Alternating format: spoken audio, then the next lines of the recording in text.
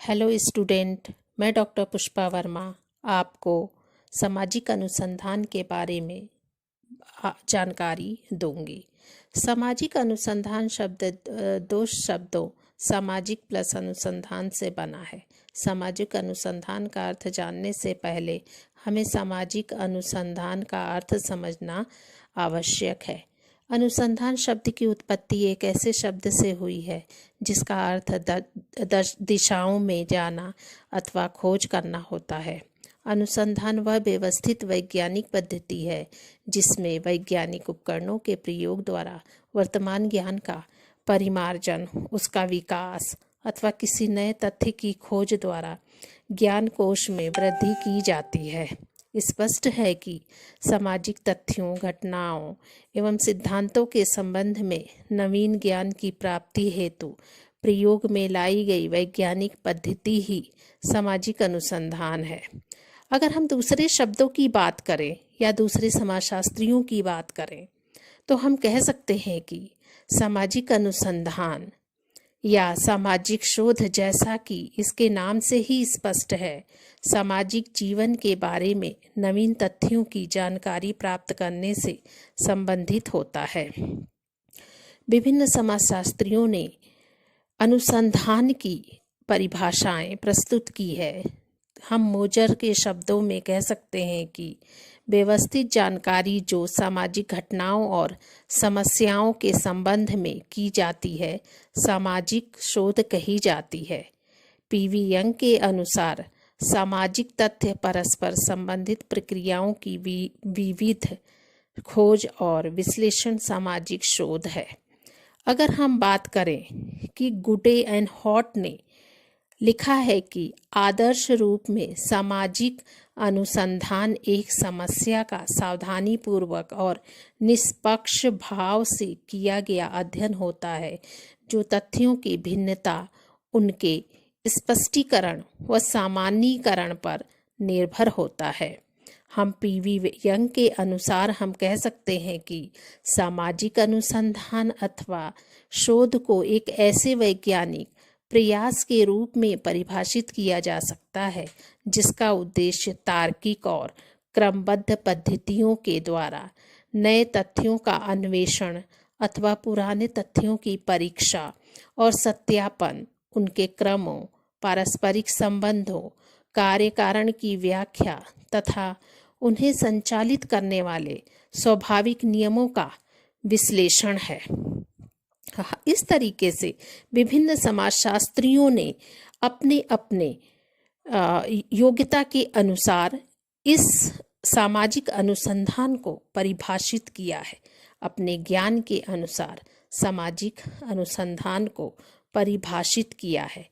हम कह सकते हैं कि सामाजिक अनुसंधान वह प्रक्रिया है जिसके द्वारा सामाजिक घटनाओं, सामाजिक समस्याओं के कारण इनके अंतः संबंधों का ज्ञान, उनमें निहित प्रक्रियाओं का अध्ययन, विश्लेषण और तदनुसार परिणामों का ज्ञान प्राप्त किया जाता है। समाज में अनेक प्रकार की समस्याएं होती है और हम इन समस्याओं का निदान करना चाहते हैं। समस्याओं के निदान के लिए व्यवस्थित ज्ञान की आवश्यकता होती है। सामाजिक अनुसंधान के माध्यम से सामाजिक समस्याओं के संबंध में हमें व्यवस्थित ज्ञान की प्राप्ति होती है। उपयुक्त परिभाषाओं से स्पष्ट हो जाता है कि अनुसंधानकर्ता के निरंतर प्रयोग तथा प्रयत्न से जो ज्ञान की वृद्धि करे, अनुसंधान कहलाता है।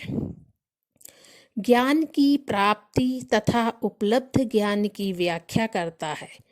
यह एक ऐसी प्रक्रिया है जिसमें तथ्यों का अवलोकन, वर्गीकरण, साधारणीकरण तथा सत्यापन के चरण क्रम में से होते हैं। अनुसंधान एक ऐसा प्रयत्न है जिसमें नवीन ज्ञान की खोज तथा उपलब्ध ज्ञान में परिवर्तन भी मालूम करना होता है। अगर वहीं हम बात करें इन परिभाषाओं से सामाजिक अनुसंधान की विशेषताएं भी उत्पन्न होती है, तो सामाजिक अनुसंधान की निम्नलिखित विशेषताएं होती है। पहला हम बात करते हैं सामाजिक जीवन से संबंधित। सामाजिक शोध सामाजिक जीवन से संबंधित होता है। सामाजिक शोध के अंतर्गत सामाजिक जीवन के समस्त पहलुओं का अध्ययन किया जाता है। दूसरा हम बात करते हैं पारस्परिक संबंधों की खोज को। तो समाज में अनेक प्रकार की सामाजिक घटनाएं अलग अलग दिखाई देती हैं, किंतु आंतरिक दृष्टि से ये घटनाएं अंतः संबंधित हैं। सामाजिक शोध में इन्हीं अंतः संबंधित कारकों की खोज की जाती है। विश्वसनीयता ज्ञान की प्राप्ति की हम बात करें तो सामाजिक अनुसंधान में हमें नवीन ज्ञान को प्राप्त करना होता है। साथ ही ऐसा ज्ञान भी प्राप्त होता है जिस पर विश्वास किया जा सके। चौथा हम बात करते हैं सामाजिक प्रगति में सहायक। समाज में निरंतर परिवर्तन हो रहे हैं। इन परिवर्तनों से समाज का विकास होना तो स्वाभाविक ही है, किंतु समाज की प्रगति तभी संभव है जब विकास को सामाजिक कल्याण की दृष्टि से किया जाए और प्रगति का मूल्यांकन किया जा सके। पांचवा पॉइंट की हम बात करें नवीन और प्राचीन तथ्यों की खोज। तो सामाजिक शोध के माध्यम से सामाजिक जीवन से संबंधित तथ्यों की खोज की जाती है। तथ्यों को तो जो दो भागों में विभाजित किया जा सकता है, प्राचीन और नवीन। समाजशास्त्र के अंतर्गत व्यक्ति और समाज का अध्ययन किया जाता है। ये दोनों ही गतिशील हैं। इस गतिशील प्रकृति के कारण प्राचीन तथ्यों को नवीन परिस्थितियों में लागू करना पड़ता है। छठे पॉइंट की बात करें पुराने तथ्यों का पुनः सत्यापन। समाजशास्त्र की विधि केवल नवीनतम या घटनाओं की खोज में ही नहीं है। समाज गतिशील है, इसीलिए यह आवश्यक है कि समाज से संबंधित उन तथ्यों का भी समय समय पर पुनर्सत्यापन किया जाए जो कि हमें पहले से ही ज्ञात है। ऐसा करने से हमें यह ज्ञात होता है कि उन तथ्यों की वर्तमान स्थिति क्या है एवं पहले की तुलना में उनमें क्या परिवर्तन घटित हुए हैं। इससे यह सुनिश्चित करने में विश्वास है कि वर्तमान अवस्थाओं के संदर्भ में कहाँ तक उपयोगी है अथवा उनके किसी पक्ष में क्या परिवर्तन अपेक्षित है। यथा पहले से ही विदित तथ्यों का पुनः सत्यापन भी सामाजिक अनुसंधान के अंतर्गत किया जाता है। सातवां पॉइंट सामाजिक अनुसंधान की प्रकृति वैज्ञानिक है। सामाजिक अनुसंधान में समाज से संबंधित नवीन तथ्यों की खोज करने में पूर्व से विदित तथ्यों को सत्यापित करने के लिए अनुमापन, कल्पना तथा दर्शन का सहारा न लेकर निरीक्षण, परीक्षण, प्रयोग, विश्लेषण और निष्कर्ष निरूपण पर आधारित वैज्ञानिक पद्धति का उपयोग किया जाता है। आठवां पॉइंट है आपका सामाजिक अनुसंधान अनुभव परक है।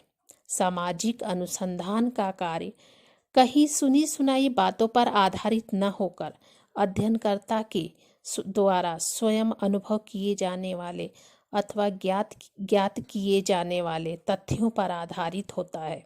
सामाजिक सिद्धांतों के निरूपण में सहायक सामाजिक घटनाओं का अध्ययन करने अथवा पूर्व से ही ज्ञात तथ्यों को पुनः सत्यापित करने की प्रक्रिया में सामाजिक अनुसंधान के मध्य से अनेक नवीन सिद्धांतों की स्थापना में सहायता मिलती है।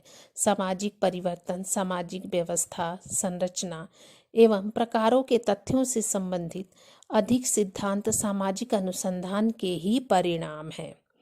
आपका बच्चों 10वां पॉइंट आता है सामाजिक अनुसंधान का सैद्धांतिकी व प्रक्रियात्मक उपयोग।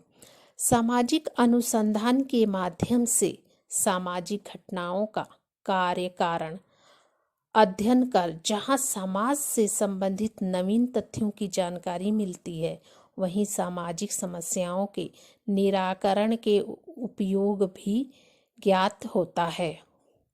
इस प्रकार सामाजिक अनुसंधान सामाजिक व्यवस्था और सामाजिक प्रगति में सहायता करता है।